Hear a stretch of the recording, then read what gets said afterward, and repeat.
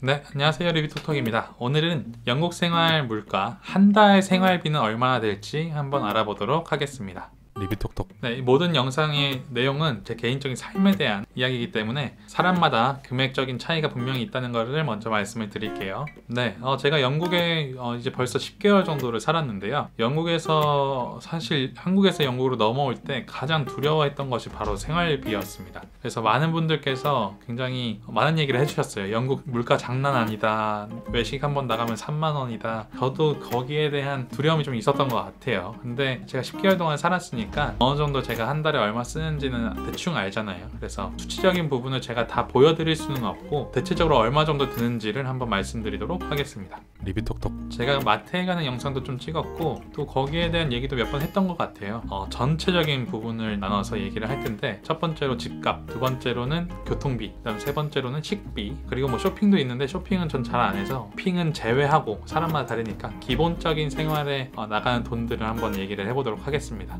먼저는 집값입니다.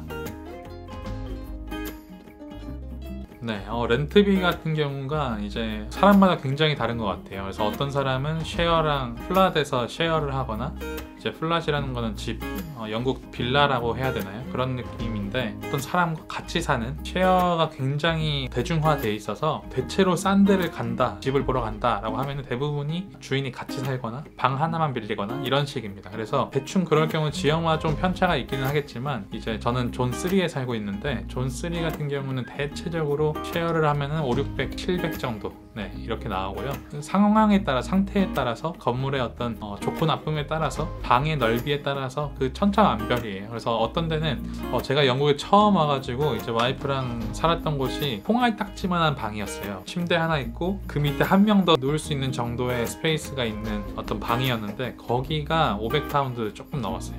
한국 돈으로 80만 원 정도거든요. 7, 80만 원. 근데 그렇게 콩알딱지만한 집이 또 원룸도 아니고 같이 사는데 한 달에 80만 원 정도. 그래서 이거는 도저히. 리뷰톡톡. 두 번째 집은 한국 돈으로 이제 1200만 원 정도의 집에 살았어요. 거기도 쉐어였고 플랫메이트들이 저희 말고 하나, 둘, 셋, 4명 살았어요. 그러니까 커플이 한 팀 살았고 1층에 한 명 흑인 남자분이 살고 저희 옆방에 한 명 살고, 그래서 총 한 집에 4명이 살았었어요. 그래서 부엌을 같이 나누고, 부엌을 쉐어하고, 냉장고를 쉐어하고, 세탁기 쉐어하고, 화장실 쉐어하고 그랬는데 월 120 정도 나가서 조금 뭐랄까 불합리하다라고 생각할 정도의 느낌이었고, 그리고 지금 저희가 사는 곳이 이제 저희 단둘이서 사는 플랫인데, 이 플랫 같은 경우는 원룸이에요. 이제 미국에서는 스튜디오라고 보통 많이 할 텐데 영국에서는 플랫이라고 많이 하더라고요. 원베드 플랫, 투베드 플랫 여러 가지가 있는데 저희는 이제 스튜디오 플랫이고, 여기 같은 경우는 이제 920파운드, 한국 돈으로 하면 대충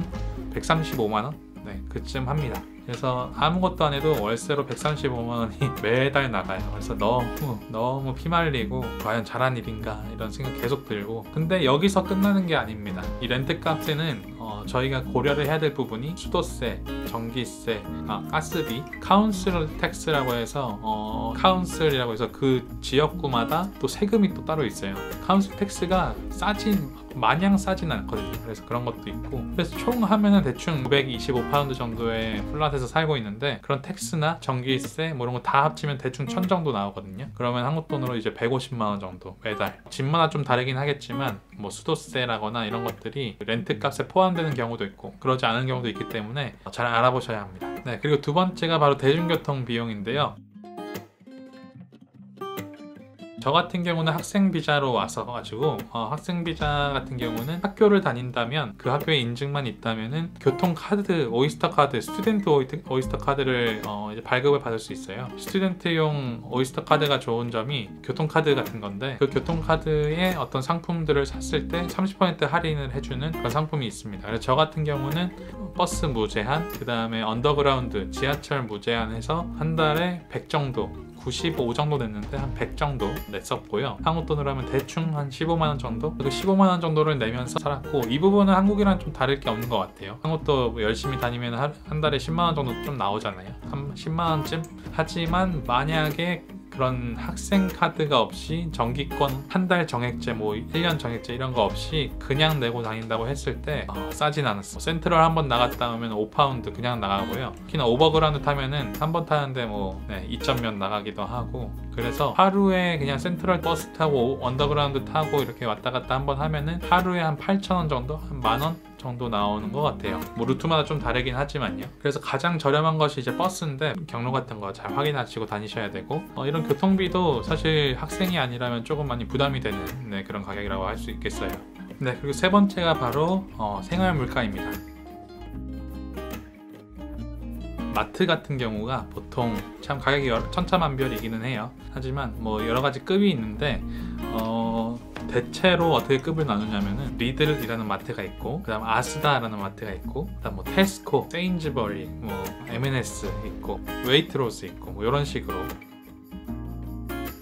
M&S랑 웨이트로스는 되게 좋은 편에 속하고요. 그 다음에 테스코랑 세인즈버리는 뭐 중간쯤에 속하고, 리들이랑 아스다는 상대적으로 저가형에 속합니다. 저희 집 앞에는 모든 마트가 다 있어요. 그래서 M&S도 있고, 그 다음에 아스다도 있고, 리들도 있고, 테스코 엑스트라도 있고, 세인즈버리도 있고 다 있어서 저희는 가고 싶은 데 갑니다. 그래서 초반에는 리들을 굉장히 선호했었는데 최근에는 막 대형으로 큰 매장들을 많이 피하자는 생각 때문에 아스다랑, 그리고 먹고 싶은 거 있을 때 M&S 가는 편이고요. 아스다 같은 경우는 저희는 대체적으로 이제 딜리버리를 시켜요. 그래서 아스다는 삼겹살 진짜 맛있습니다. 껍질이 같이 붙어 있어서 정말 맛있게 먹을 수 있고요. 그래서 대충 일주일에 한 50파운드 정도를 쓰고 있어요. 한 달로 계산을 하면 한 200파운드 정도. 그래서 월 한 30만원 정도를 식비로 사용을 하고 있습니다. 네, 근데 사실 굉장히 배부르게 먹고 있거든요. 고기 왕창 먹고 싶은 거 다 먹고 있어요. 그래서 아낄 수 있다면은 사실 월 한 15만원이면은 식비는 다 충당이 되는 것 같아요. 두 사람 기준에서. 근데 혼자라면은 조금 더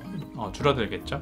한국에서 뭐 야채나 과일이나 아니면 고기 같은 게 굉장히 비싸다면 영국은 상대적으로 굉장히 싸고요. 특히나 우유 같은 경우도 뭐 2.5리터 정도짜리를 한 1파운드 정도에 팔고, 뭐 1.5파운드 정도에 팔고, 한국 돈으로 한 2,000원 정도거든요. 뭐 콩프레이크도 1,000원 정도에 팔아요. 80p. 굉장히 전 놀랐는데 콩프레이크 되게 좋아하거든요. 근데 그것도 팔고, 빵도 뭐 60p는 한국 돈으로 한 800원 정도, 900원 정도 나가고, 그렇기 때문에 굉장히 생활물가 자체는 굉장히 싸다. 총 이렇게 세 가지 제가 말씀드린 거를 합했을 때 한 달에, 만약 쉐어 하시는 분들이랑 좀 다를 텐데, 저희는 뭐 매달 집값으로 1,000 정도가 나가지만 보통 학생분들은 대부분 플랫 쉐어를 하거든요. 그래서 많이 나와야 800 정도라고 생각을 하고, 기숙사는 더 비싸요. 네, 무조건 이건 플랫 쉐어라고 생각했을 때예요. 그래서 한 800, 700, 근데 뭐 좀 비싸게 800 정도로 잡고, 교통비 한 150, 800 플러스 150, 그 다음에 식비는 한 100 정도? 저희는 두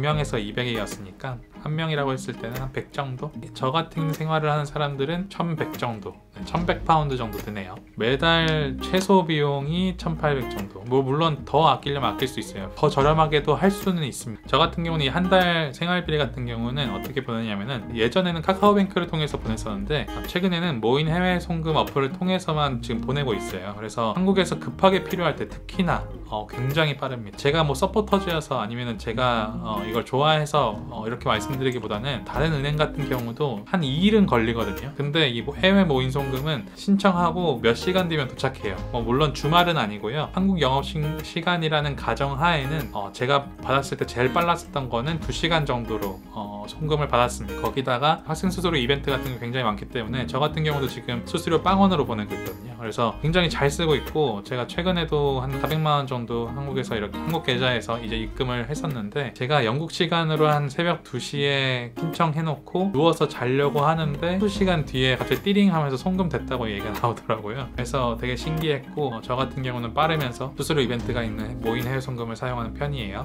먼저 모인 해외 송금 어플을 실행시키면 이렇게 화면이 나오게 되고요.